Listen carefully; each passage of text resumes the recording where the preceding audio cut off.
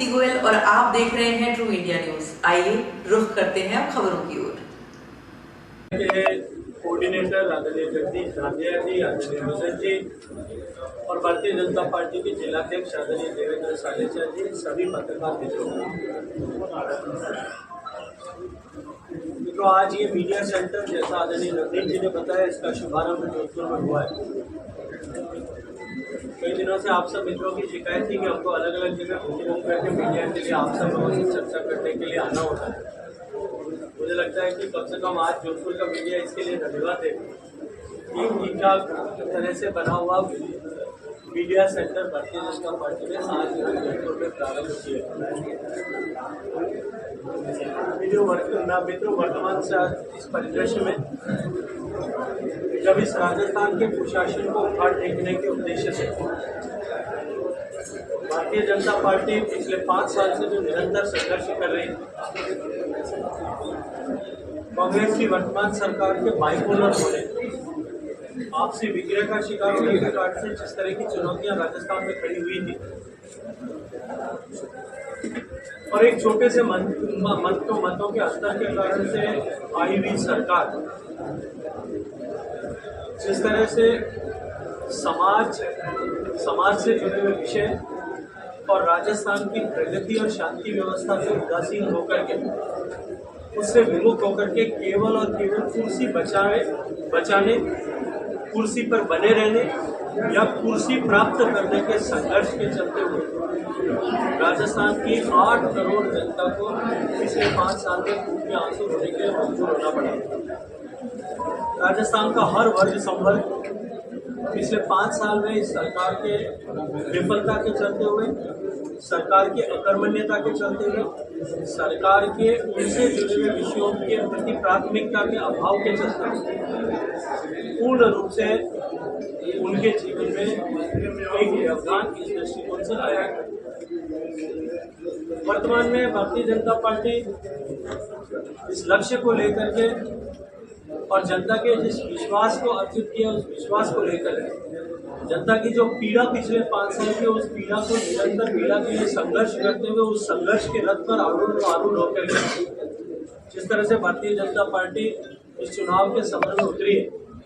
Bharatiya Janata party ने अपनी 2 सूचियों के माध्यम से अपने प्रत्याशियों को घोषित किया है और कांग्रेस में प्रत्याशी घोषित करने को लेकर के भी वही संघर्ष जो पिछले 5 साल से था वो चल रहा है। तो भारतीय जनता पार्टी राजस्थान में सुशासन देने, राजस्थान की महिलाओं की गरिमा की रक्षा करने और उसके सामने खड़ी हुई चुनौतियों और उनकी उसके सामने खड़े हुए संकट को समाप्त करने, युवाओं के अंधकार में हुए भविष्य को पुनः रोशन करने, किसानों के जीवन में खुशहाली लाने और राजस्थान को भारत के इस प्रगति की यात्रा में जब माननीय नरेंद्र मोदी जी के नेतृत्व में भारत विकसित देश बनने की दिशा में तेज गति से आगे बढ़ रहा है, उस परिस्थिति में राजस्थान अपनी संपूर्ण संभावनाओं का दोहन करते हुए राजस्थान उस प्रगति की यात्रा में भारत का ग्रोथ इंजन बने, इस दृष्टिकोण से राजस्थान को खड़ा करने के उद्देश्य को लेकर के भारतीय जनता पार्टी आज इस चुनाव के समर में उतरी है। सरकार के पास क्योंकि गिनाने के लिए कुछ नहीं है,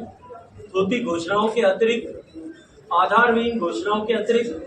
धरातल पर उतारी न गई घोषणाओं के अतिरिक्त सरकार के पास दिखाने के लिए कुछ भी नहीं। केवल आंकड़ों के मकड़जाल में फंसा करके राजस्थान की जनता को एक बार दिग्भ्रमित करने का विफल प्रयास राजस्थान की सरकार वर्तमान में कर रही है। कांग्रेस पार्टी ये जानते हुए कि पिछले 4.5 साल में वो जनता की अपेक्षाओं के अनुरूप डिलीवर नहीं कर पाए, पिछले 4.5 साल में वो उन्होंने जनता के साथ में, जनता के हर एक वर्ग संवर्ग के साथ में धोखा किया है।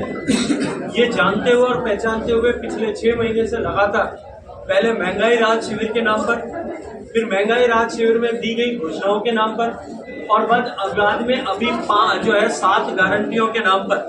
राजस्थान की जनता को एक बार फिर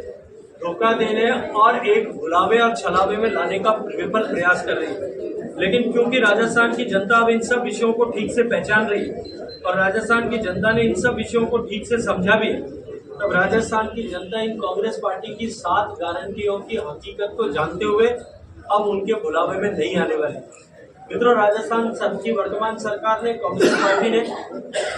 अपनी नेता के माध्यम से अंग्रेजी शिक्षा की गारंटी देंगे, ऐसा राजस्थान में एक नया शगुफा शुरू किया।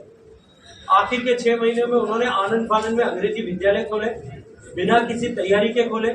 उन विद्यालयों में 58% अध्यापकों के पोजीशन रिक्त है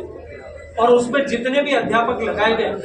उनमें से कुछ उंगली पे गिने जा सकने वाले अध्यापकों के अतिरिक्त कोई भी अंग्रेजी माध्यम में शिक्षित प्रशिक्षित भी नहीं है। उसने खुद ने भी अपनी शिक्षा ग्रहण नहीं की और वो अंग्रेजी माध्यम में पढ़ाने के लिए क्वालिफाइड भी नहीं। केवल पोस्टिंग की सहूलियत के आधार पर कुछ लोगों को उस तरह की पोस्टिंग दी गई और ऐसा संज्ञान में आया है कि 125 से ज्यादा टीचर्स ने वापस लिख करके कि हम असमर्थ हैं, हमको वापस हिंदी माध्यम में पढ़ाने के लिए भेज दिया जाए, ये लिख करके सरकार को अनुरोध किया है बिना किसी फौरी तैयारी के। और दूसरी तरफ जहां भारत की सरकार माननीय नरेंद्र मोदी जी के नेतृत्व में नई शिक्षा नीति, भारत की शिक्षा नीति लेकर के आई, जिस शिक्षा नीति में उन्होंने प्रारंभिक शिक्षा मातृभाषा में हो, वैज्ञानिक आधार पर इसका अध्ययन करें। मैं बेशक खुद अंग्रेजी विद्यालय में पढ़ा हूँ, मेरे परिवार के बच्चे भी अंग्रेजी विद्यालय में पढ़े, लेकिन उस समय जिस तरह के भारत में हालात थे और जिस तरह के सोच थे, जिस तरह की सरकारें भारत में काम कर रही थी, उनके कारण से समाज में मानसिकता ये थी कि अंग्रेजी माध्यम का अध्ययन ही श्रेष्ठ है। आज जब पूरी दुनिया इस बात को स्वीकार कर रही है कि मातृभाषा में अध्ययन करना श्रेयस्कर है, वो बच्चे के मस्तिष्क के विकास के लिए और अधिक अनुकूल है, ऐसे में जब भारत के लिए अनुकूल शिक्षा पद्धति पहली बार देश में बनी और उसमें जब स्थानीय भाषा मातृभाषा में शिक्षा को प्राथमिकता दी गई, तब वर्तमान की अशोक गहलोत सरकार ने अंग्रेजी शिक्षा को बढ़ावा देकर के अपनी अंग्रेजियत की मानसिकता को एक बार फिर उजागर करने का काम किया है। मित्रों, इसी तरह से उन्होंने जो है पिछले साल में, अगर मैं टोटल राजस्थान के स्कूल एजुकेशन के एनरोलमेंट की बात करूं, ये अंग्रेजी विद्यालय खोलने की बात उन्होंने की,